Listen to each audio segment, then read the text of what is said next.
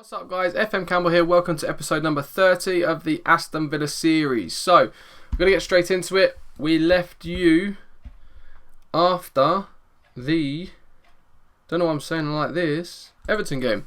And as you can see, a massive turnaround in form. We've since played, was it the Everton game?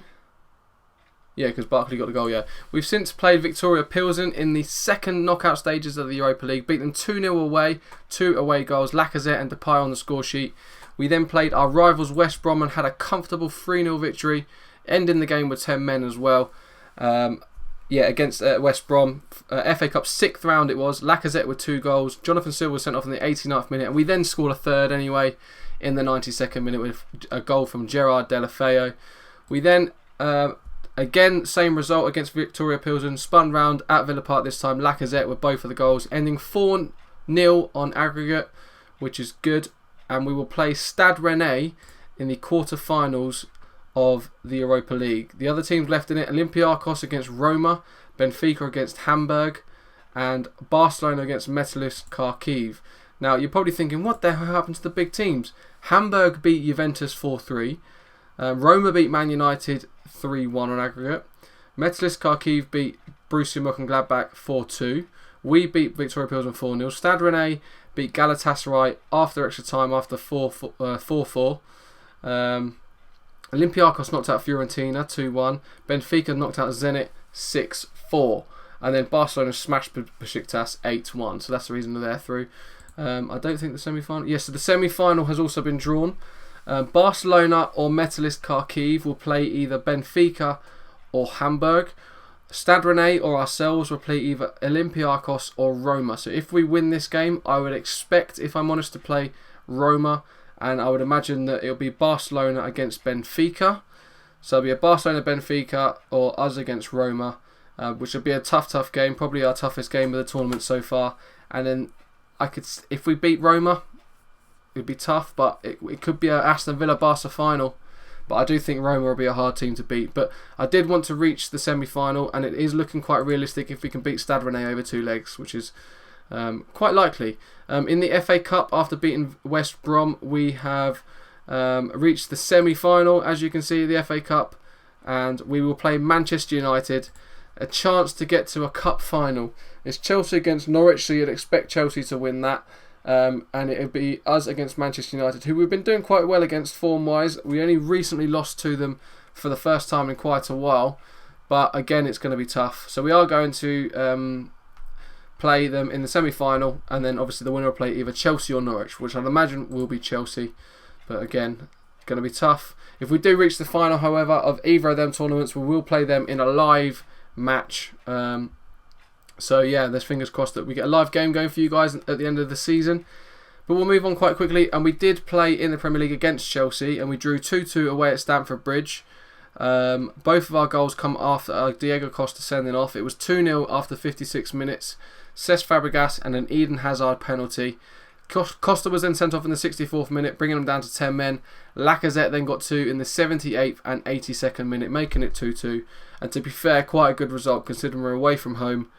And yeah, I was quite pleased with that. But we then drew again away from home 1-1 against, this time, Southampton. Franco De Santo scoring, and then Lacazette again with another goal in the 60th minute. QPR we then beat 2-0 at home. Lucas Silva and Will Hughes, we did a bit of a turnaround in some of the players that we were playing just to get them a little bit of rest.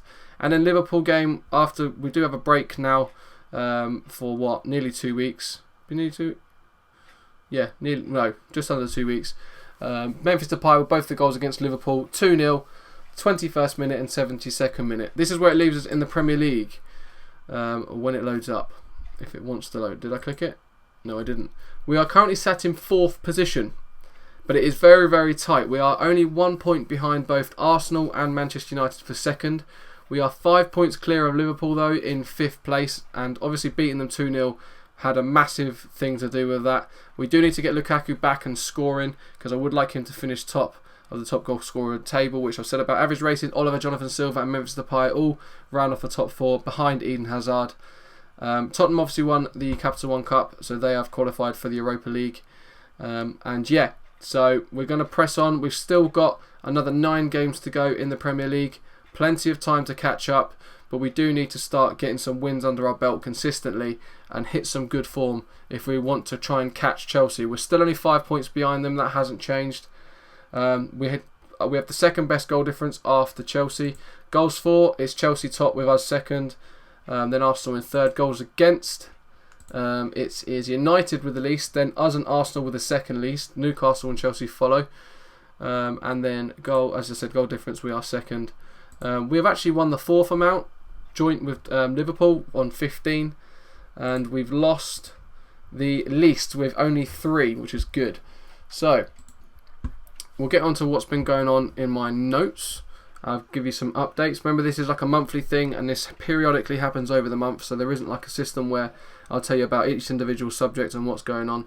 But the board are happy with how the club is being run, which is brilliant. Depay's been kicking off about joining Man City. I think we might have to look at offering him a new deal sooner rather than later, unfortunately. So his wages, he might have a little bit of a wage hike, but just to swan and swat off this interest from other clubs, which we're getting a lot of. We've had the youth intake. Probably should have mentioned this earlier on. Under 18s, so we'll go contract start date we want. So we've only signed 2. They both come on. Was it 2? No, 3. Oh, there's quite a few. Nathan Dyfid is one of our regions. He's coming. He's a left back. Natural fitness is his only real concern. Other than that, we've got a lot to work on. Reasonably good potential as well, but he's fairly consistent. Susceptible to injuries, which obviously is explained with that. Doesn't go hand in hand with that natural fitness. Michael Montgomery, a right back this time. Need to work on his tackling. Other than that, he doesn't look too bad. Reasonably good potential as well. Who else do we have? The best one out of all of them, Jordan Gagan, or I'm guessing that's pronounced Gagan. 15 years old, good determination, physical attributes are all there. Just needs to improve in crossing and dribbling, and obviously a lot of his mental stats as well. But bags of potential. Easily the best regen that we've had in the youth intake. Paul Rowland, again, not a bad one. Central attacking midfielder. Physical okay. Mentals look really, really good, to be fair. But his technicals are awesome. He's got good dribbling, good finishing, good first touch, good passing, and good technique for a 16-year-old central attacking midfielder from England that's 6 foot, which is crazy. It's not too bad at all. With reports again, potential ability looks to be not bad. Dan Hawkes is another one. Centre back, just needs to work on his tackling and marking. Other than that, he's not too bad at all. 15 years old, really good physical stats for a 15-year-old. Need to work on his strength, but that will come through age. Mental stats are not too bad either. Just needs some work. Again, good potential, and they are all the ones that we actually signed with the youth intake. So that's all that's happened.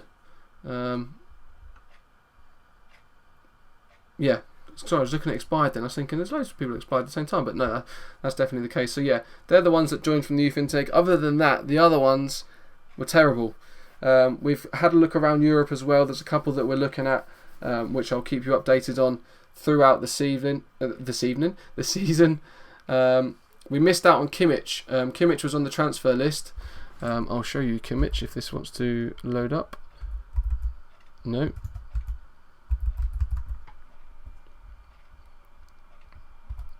Mr. Joshua Kimmich. I did actually try to buy this guy. Central defensive midfielder, 22 years old. He went on the transfer list. You could get him for 1.8 million. And he was rejected us. Oh, I've gone back too far. Yeah, I've gone back again. But Joshua Kimmich, he rejected us. And I don't have a clue why. But he's joining Werder Bremen instead of Aston Villa. We offered him a nice deal. He's got reasonably good stats. Reasonably good potential. He's got great pros. Reasonably good stats for a 22-year-old defensive midfielder. Obviously playing for the Bayern second team at the moment. I was a little bit gutted about this one. Deep line playmaker. Just the fact that he went on the transfer list for 1.8 million and we missed out on him was a little bit annoying. Simon Scuffet is out for 7 weeks with a lower back stress fracture, so that will see him out until the end of the season. That means that Timo Horn is our only goalkeeper. We've reached the semi-final of the FA Cup, obviously against Man United. Depay has now come back and said he's happy to stay, mainly because a lot of the teams that are in for him have lost their interest at the moment. We reached the quarter-final of the Europa League versus Stade Rennais, which is a nice draw. If we win, play Olympiacos or Roma, again a nice draw other than Roma. We had a huge result against Chelsea, obviously reaching a draw after going 2-0 down. We just need to start capitalising on any points that Chelsea drop. because basically they're 5 points away. They're 9 points, 9 games to go, and this is their schedule. They have Stoke, Cardiff, Tottenham, Sunderland, Swansea, City, Liverpool. So it's really City, Liverpool and Tottenham that you expect that they might drop points against. And then they've got QPR and Reading at the end of the season. So they've got a nice run in after the City and Liverpool games. What else? Yeah, right, okay. So up until the QPR game, which is here, we hadn't won a game for 6 games in the league. So we've got Southampton, Chelsea, Everton, all draws. Then we lost to City, lost to Man United, and drew with Newcastle. So going back to the 28th of January, before the QPR game, is the last time we won a Premier League game, which is absolutely crazy. So that kind of illustrates the drop away. So if you for instance took we turn around a win at Newcastle, that's another 2 points. We turn around a win at Everton, that's another 2 points. Turn around a win at Southampton, that's another 2 points. 6 points, it means the top of the league by a point. Even though we drew with Chelsea, lost to City and United. So yeah, that's the fine margins of it. The Liverpool game, I was quite proud of this. We limited Liverpool to only 5 shots in the whole game, which is really, really good. Especially with Liverpool, some of their attacking talent that they do have. Yeah, the poor run of form is basically killed us, but we need to confirm top 4 as soon as possible so we can concentrate on these other tournaments. The Liverpool result is a real big result for us. You probably don't think about how key that is, but because of us beating them, it puts us 3 points on the board ahead of them, well, more than them. So we would have been on 53 points. Imagine they won, they would have been on 54 points, I was on 53, so it was a proper 6-point a game, especially with Divock Origi and Daniel Sturridge, first and second in top scorers with 17 and 15 goals. Sterling with the most assists as well, limiting them to 6 shots. It really proves that how good of a result and how good of a performance that was. Vincenzo Pincolini is retiring at the end of the season. He is one of our fitness coaches. This old man here, 62 years old. Fitness 20, man management 16, physiotherapy 18, determination 16. So we'll have to start looking for a new fitness coach sooner rather than later. But overall, the board are pleased with how things are going.